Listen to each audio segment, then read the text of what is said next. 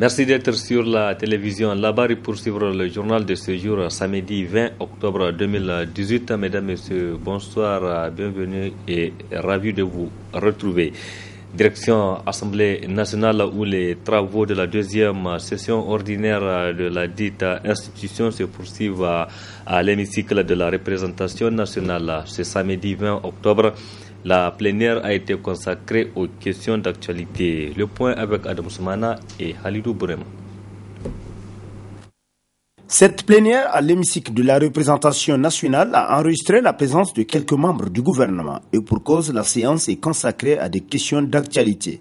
Un mode de contrôle de l'action gouvernementale qui a porté entre autres sur l'indemnisation des enfants de Tibéri, région de Maradi, victimes de malformations suite à la consommation de l'eau très fluorée il y a quelques années. Une question de l'honorable Maman Sani Lawali dit Atia posée au ministre des Finances qui a tenu à apporter quelques éclaircissements aussi bien à l'assistance qu'en marge de cette séance. L'indemnisation des victimes de l'eau de Tibéri, les enfants qui ont eu des déformations à Tibéri. Donc il y a une décision de justice, la question a été posée à quand le remboursement. Nous avons dit que nous allons rembourser, puisqu'il y a une décision de justice, il faudra l'appliquer. Donc nous allons payer les enfants, qu'il faut indemniser les victimes et c'est ce que nous ferons.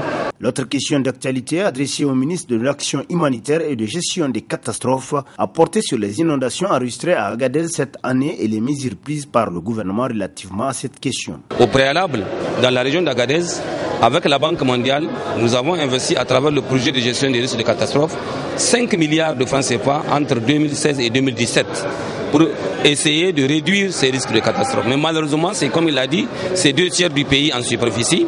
C'est des villages qui sont un peu éparpillés, assez souvent c'est même des campements.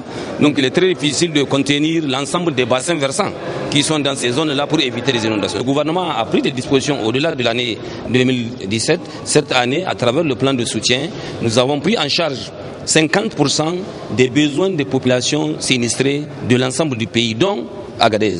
Donc c'est ça que je l'ai donné comme raison. À noter que la troisième question à l'ordre du jour de cette séance n'a pu être évacuée suite à l'absence du ministre concerné, en l'occurrence celui du pétrole. Mais le commissaire du gouvernement rassure, ce n'est que partie remise. Le quartier cité de progrès de Niamey a un nouveau chef.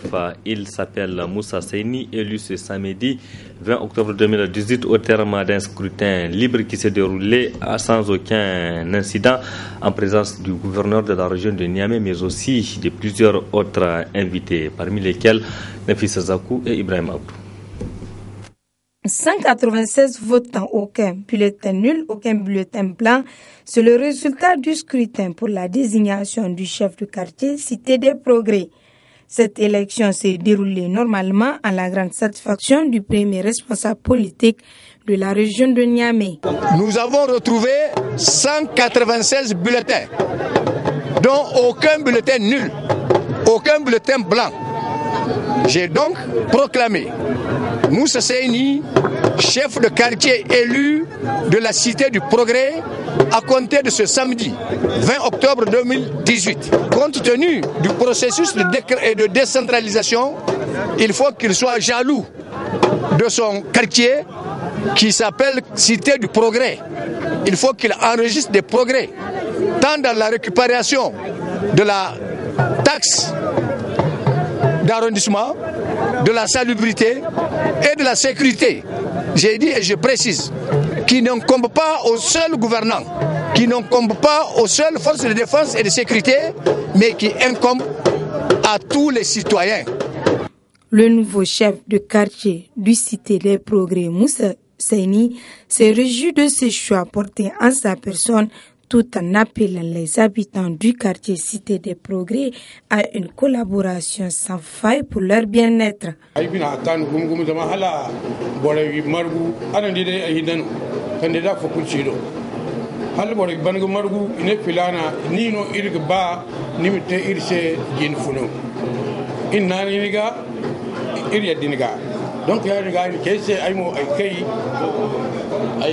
Donc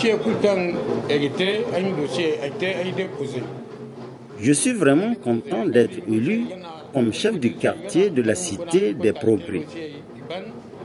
j'étais le seul candidat.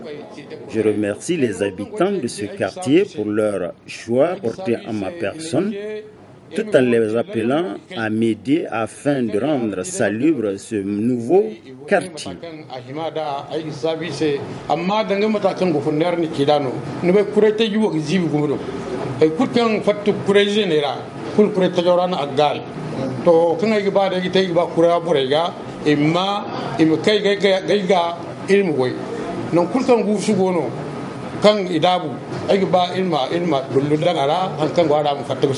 Pour rappel, Moussa Seyni a eu une formation militaire avant d'être à la police nationale qui l'a servi jusqu'à faire valoir ses droits à la retraite.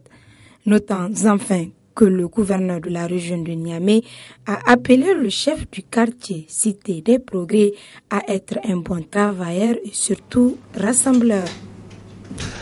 Du 18 au 20 octobre 2018, Les Âges, c'est une école donc située à côté de la gare de l'autogare, a servi de cadre pour la tenue d'un atelier de renforcement des capacités donc des financiers des structures membres et partenaires du réseau des ONG et associations du secteur de la santé Roassen. Les organisateurs se réjouissent de la qualité des travaux abattus. Précision dans cet élément. Après 2 jours d'échanges et de partage d'expériences, les participants à cet atelier ont formulé des recommandations. Les participants à la formation des comptables et trésoriers des structures membres du regroupement des ONG et associations du secteur santé au Niger, Roassen, s'engagent à mettre en application les connaissances acquises au cours de cette session de formation afin d'améliorer la pratique de gestion comptable au sein de leurs structures respectives. Invite le bureau exécutif du Roassen à assurer le suivi post-formation de tous les acteurs formés. Souhaite que l'année 2019 soit le point de départ d'un partenariat plus actif en faveur de la promotion de la vaccination à l'endroit du Roassen. Poursuivre le renforcement des capacités des membres et des partenaires en vue de contribuer à une meilleure gestion comptable au sein des organisations.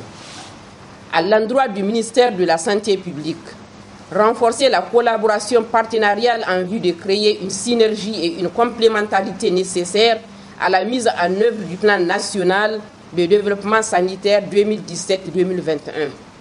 À l'endroit des partenaires techniques et financiers, de soutenir les efforts du Roassen dans la mise en œuvre de son plan stratégique 2016-2020. Pour les organisateurs, c'est un sentiment de satisfaction au vu de l'intérêt que les participants ont accordé à cette session, mais aussi de l'engagement de partenaires de soutenir l'initiative. Nous saisissons l'opportunité pour remercier aussi le ministère de la Santé publique pour le soutien qui continue à donner aux organisations qui œuvrent dans le secteur de la santé. Et nous n'oublierons pas l'OAFRES, le REPAOC, Gavi Alliance, qui continuent à nous soutenir financièrement afin que nous puissions renforcer nos capacités et faire en sorte que nos organisations travaillent de manière efficace pour la santé et le bien-être des populations nigériennes. Pendant 3 jours, j'étais avec vous. J'ai aussi appris beaucoup de choses. Je vous affirme qu'il n'y a pas seulement dans les livres ou dans les cahiers qu'on apprend, quelquefois on apprend avec les gens en échangeant. Je pense que c'est un très bon départ et je pense que nous sommes en train de penser à la planification stratégique du Roassen. Et nous avons déjà fait une cartographie des acteurs, des partenaires, et je vous affirme que j'ai appris beaucoup de choses et ça peut nous servir effectivement de conduire ce processus. Après la formation des financiers des structures membres du Roassen, les responsables de suivi et évaluation emboîteront aussi le pas du 22 au 24 octobre prochain. Retour triomphal du taekwondo nigérien Amadou Tijani Maharana, médaillé de bronze des Jeux olympiques de la jeunesse en Argentine. Il a été chaleureusement accueilli cet après-midi à l'Académie des arts martiaux. Il y avait à cette cérémonie Abdourazak Hamidou Léo et Aboubakar Soleil. C'est un accueil plein de chaleur qui a été réservé à Amadou Tijani Marana, fraîchement médaille de bronze aux Jeux olympiques de la jeunesse 2018 en Argentine à Buenos Aires. Du haut de ses 17 ans, c'est une nouvelle page du sport nigérien qu'il vient d'écrire. Le héros du jour est ce jeune qui se tient devant vous, arborant la 3e médaille olympique de l'histoire de notre pays, après Issaka Daboré en 1972 à Munich et Abdelrazak Issouf Alfaga en 2016 à Rio. Ce jeune,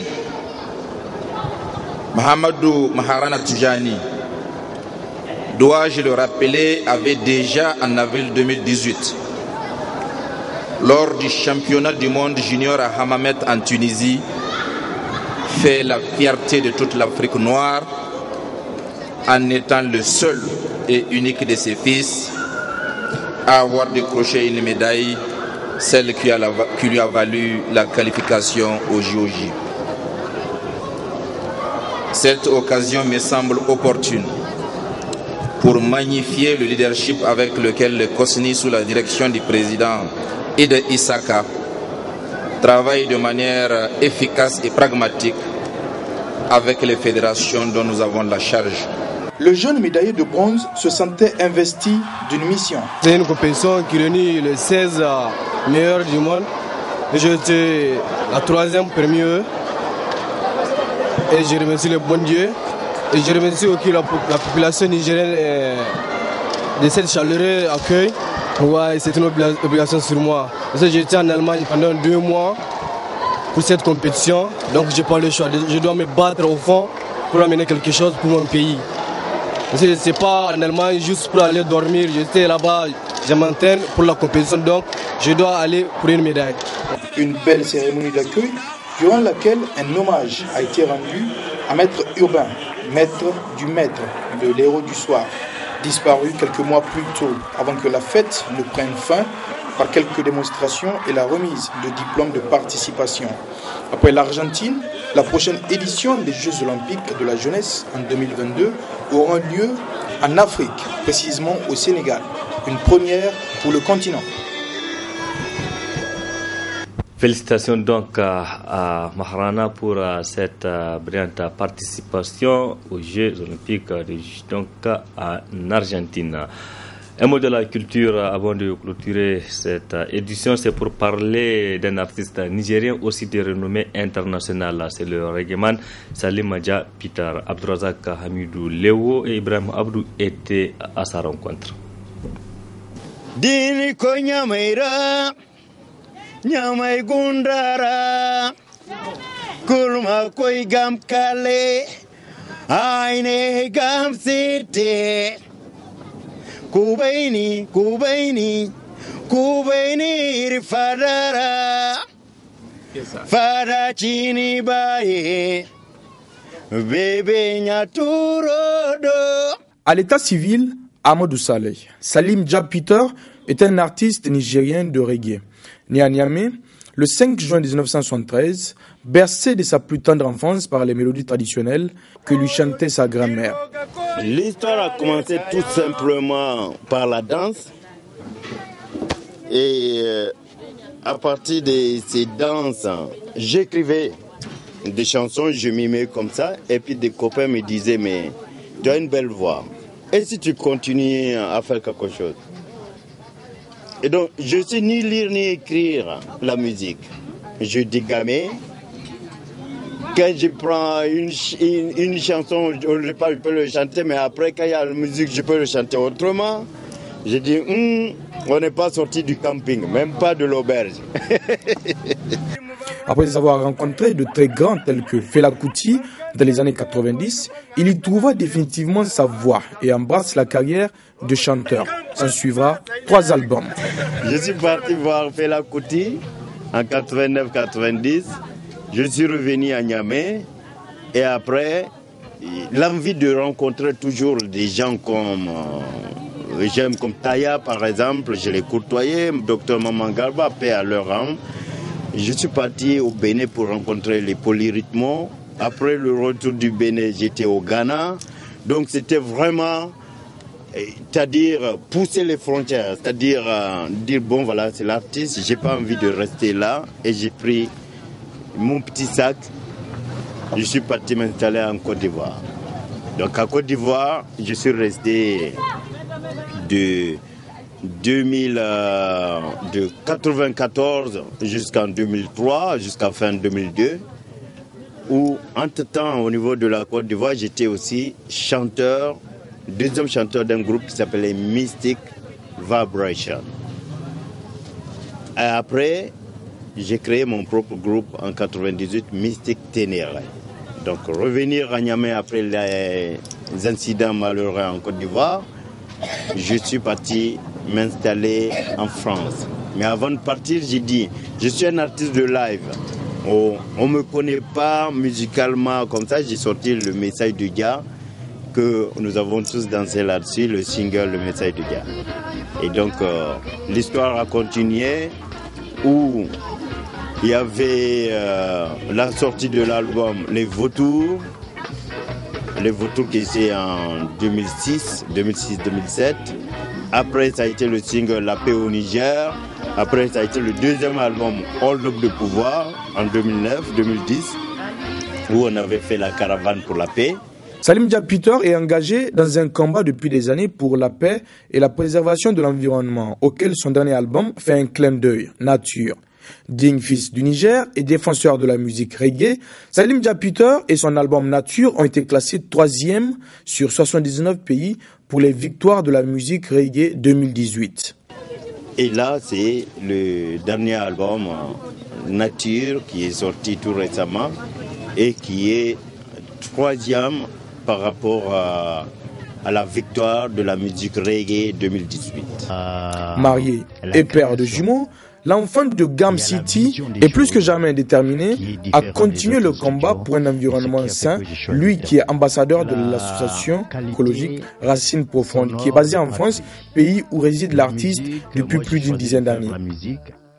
Mais bien avant ça, nous allons voir comment on peut faire pour acheminer du matériel de nettoyage de l'Europe jusqu'ici pour tourner avec, pour permettre aux gens d'avoir des gants, des pelles, des râteaux, et en collaboration avec les villes qui sont jumelées avec des villes du Niger.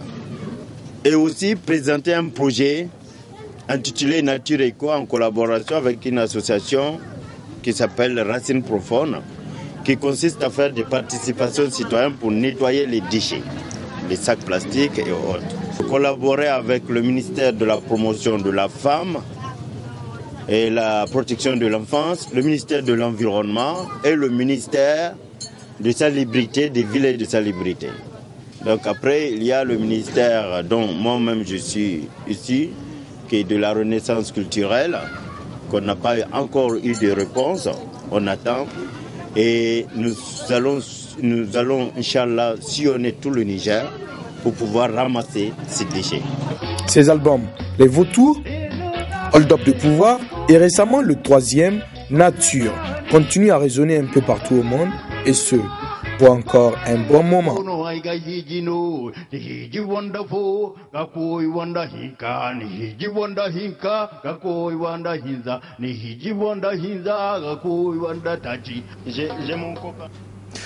Du courage à l'artiste Salim Diapitor. Et c'est la fin de cette édition. Merci à vous de l'avoir suivi. Restez en compagnie du programme de la télévision Labari. Au revoir, excellente nuit à toutes et à tous.